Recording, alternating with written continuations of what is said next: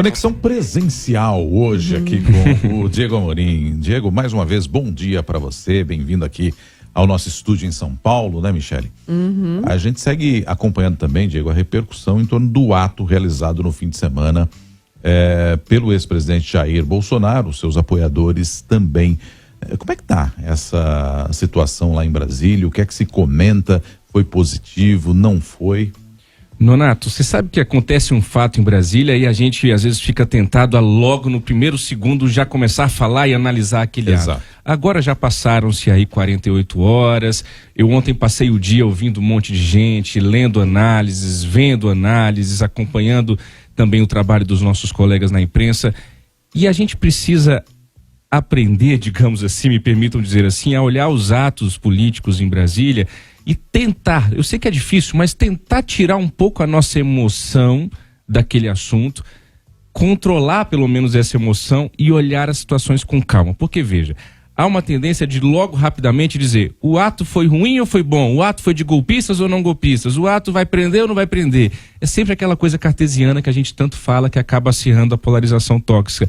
Então eu trouxe 4 pontos que aparentemente, para o nosso ouvinte, vão até parecer às vezes divergentes entre eles, mas são 4 pontos que eu avalio serem fatos e que nós estamos falando do mesmo assunto. O ato convocado aqui na Avenida Paulista pelo ex-presidente Jair Bolsonaro. Então o primeiro ponto é, o ato foi convocado por um Jair Bolsonaro acuado. Isso é um fato. Ele estava acuado, as investigações estão avançando, surgiram fatos novos nas últimas semanas a partir da delação do Mauro Cid.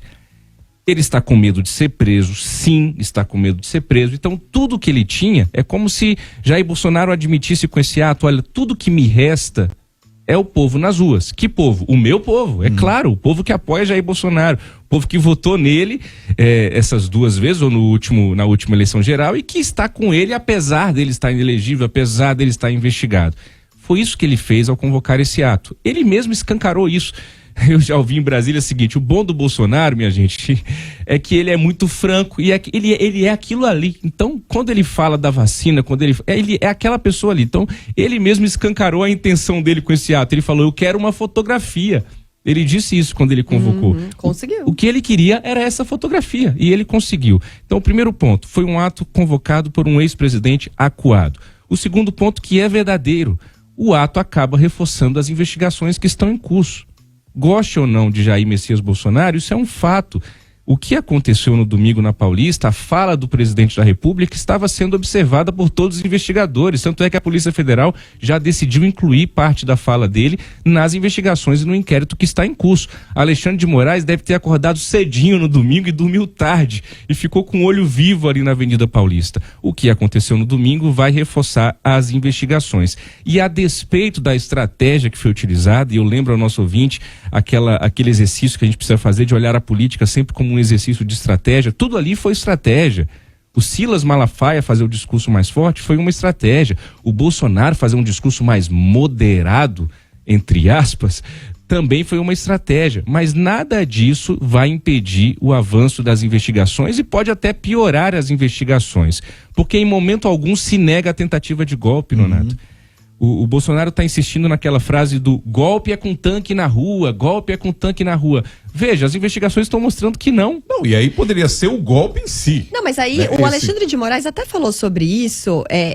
Gente, se tivesse golpe, não teria uma investigação em curso. Exato. Porque você não teria um poder ali para investigar. Porque o que se investiga é a tentativa de golpe. Justamente porque ele não foi concretizado, senão não seria uma tentativa, ele seria um golpe. E aí não teria investigação. É isso aí. É isso aí. Então, o ato foi convocado por um Bolsonaro acuado, o ato reforça as investigações. Mas, porém, contudo, todavia, entretanto, aí agora quem odeia o Bolsonaro vai querer desligar o rádio. Mas a gente precisa dizer, o ato mostra a força política desse grupo político. Mostra. Mostra uma força política de um ex-presidente que, mesmo inelegível, que mesmo investigado, colocou um monte de gente na rua. Quantas pessoas? Quer saber? Não interessa muito, era gente pra dedéu.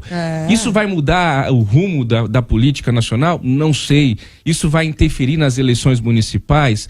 Talvez. Isso vai interferir na eleição geral em 2026? Não sei, tá muito cedo. Mas fato é, mostra sim uma força política desse grupo. Ah, mas são todos golpistas. Não sei, não consegui entrevistar as milhares de pessoas que estavam lá para saber se são todos golpistas ou se no meio desses golpistas tem gente insatisfeita com o governo, tem gente insatisfeita com o STF, tem gente insatisfeita com a situação atual do governo, do país, enfim. Então, publicamente, é claro que a base do governo, Nonato e Michele, de novo, estratégia. Você não vai ver nenhum ministro do governo Lula ou o próprio Lula dizendo, olha, que maravilha esse ato, muita gente, hein? Caramba, o ex-presidente está com uma força política. É claro que ninguém vai fazer isso, mas internamente, da porta para dentro, o governo Lula, a esquerda, o progressismo brasileiro precisam fazer uma avaliação dessa fotografia que o Bolsonaro queria e conseguiu, como disse a Michele. É preciso entender o que está acontecendo ainda. O bolsonarismo morreu? Não morreu. Essa força política existe? Existe. Ela ainda é muito forte? Ela ainda é muito forte. E para concluir, o quarto ponto, esse ato de domingo mostra o oportunismo político de vários candidatos às eleições, seja para a eleição municipal desse ano, seja para 2026. E aqui oportunismo não necessariamente no sentido pejorativo, no sentido também de oportunidade. Quem esteve em cima do trio ao lado de Jair Bolsonaro não quer dizer necessariamente que ame Jair Bolsonaro. Pelo contrário, eu conheço gente que estava em cima daquele trio ali que odeia Jair Messias Bolsonaro. Mas que estava ali porque sabe que estando ali naquela fotografia vai garantir a ele louros. A política é isso, é cada um por si. E a política é matemática, eles querem esse público. Se Bolsonaro vai ser preso ou não, quem estava ali com ele, a maioria, pelo menos eu arrisco dizer, está pouco se lixando. O que eles querem é o voto daquela multidão, que multidão, você gostando ou não, era uma multidão. Não sei se era uma multidão de 10 mil pessoas, se era uma multidão de 1 milhão de pessoas, mas era uma multidão. Aquela multidão vota em toda eleição, Nonato. E quem estava ali quer o voto daquelas pessoas. Eu só finalizo o meu comentário de hoje aqui presencial em São Paulo, e de novo dizendo que é uma alegria estar aqui com vocês presencialmente, repetindo que eu constantemente em Brasília, foi assim no governo Bolsonaro e assim no governo Lula, eu escuto políticos que me dizem nos bastidores, em off, como a gente chama no jornalismo, Diego, concordo com todas as suas críticas. Na época do Bolsonaro era assim, Diego, concordo com você. Na época da pandemia, então, eu tô odiando o Bolsonaro, mas eu não posso abandonar esse barco agora porque eu preciso publicamente me colocar ao lado do Bolsonaro para garantir a minha reeleição. E a mesma coisa agora, que eu escuto de gente, Diego, você tem razão, Lula tá indo demais nessas falas do Hamas, olha, mas eu preciso estar do lado dele. Então, infelizmente, a política é uma conta que muitas vezes é única, é o cada um por si, e essa conta é, preciso de voto, é matemática, preciso me reeleger para me manter no poder, Michele. E é claro que isso daria margem para a gente falar muito mais aqui, a gente não tem esse tempo no quadro, né, Diego? Mas é um fato que a polarização continua, e o mais impressionante é que, na minha avaliação, o brasileiro ele não é polarizado.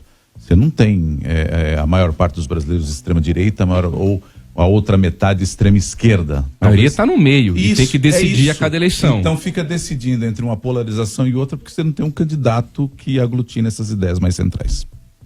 É isso, mas fica com a gente, Diego. Fica até o fim aqui, vai ter bolo. Tô esperando cafezinho e pão de queijo. É isso, é isso.